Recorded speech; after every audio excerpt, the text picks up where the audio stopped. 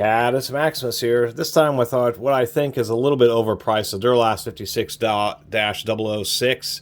This is the vice grip adjustable wrench, or locking adjustable wrench. I had done a review of the first one of these I run into, which was a Stanley that was so horribly made that the threads were barely engaging in the teeth of the moving jaw, and when you clamp down tight, it just actually skipped. It was just horribly made. Saw this Duralast and decided to pick up. I've looked online. There are better quality versions of these made. This Duralast is better than the Stanley I ran into, but not by much.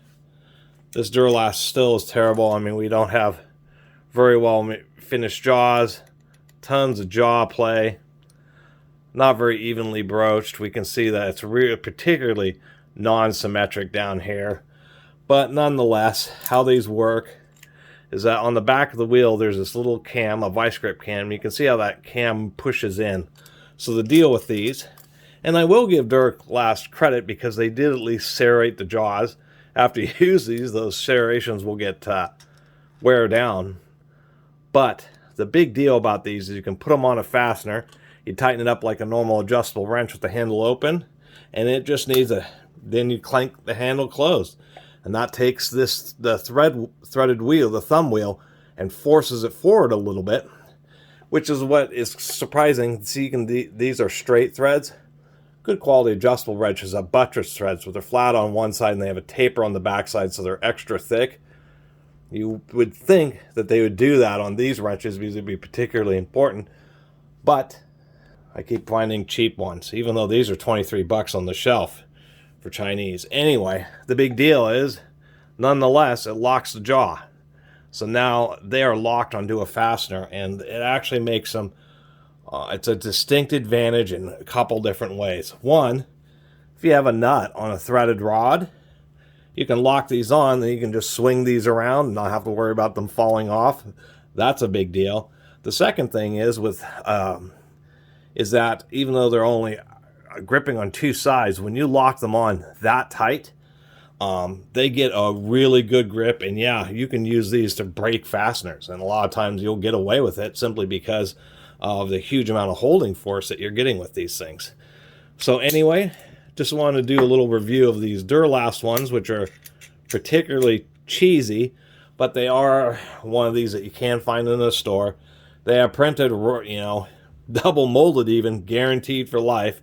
So this is the type of thing where eventually these threads are going to give out. I'm sure that's what's going to fail.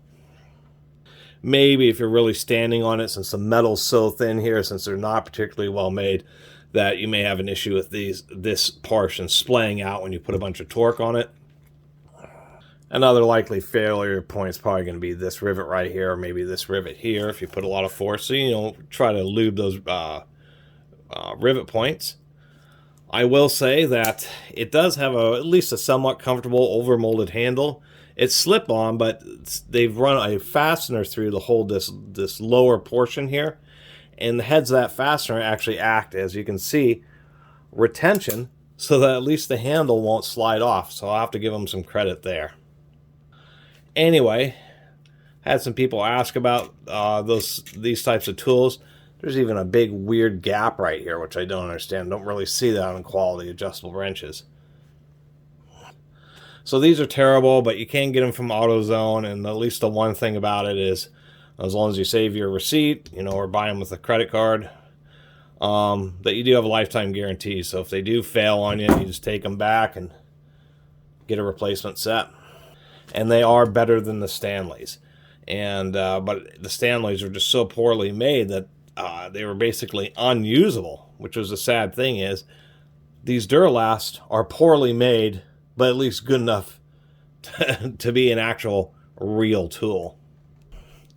And I'll tell you what, having the ability to take an adjustable wrench and lock it onto the fastener really changes the nature of an adjustable wrench. It's probably one of the best design upgrades that has ever happened since Crescent popularized this style of adjustable wrench. It really just adds a lot to their versatility when you can lock it onto a fastener and have it stay there, as well as improving its ability to break fasteners.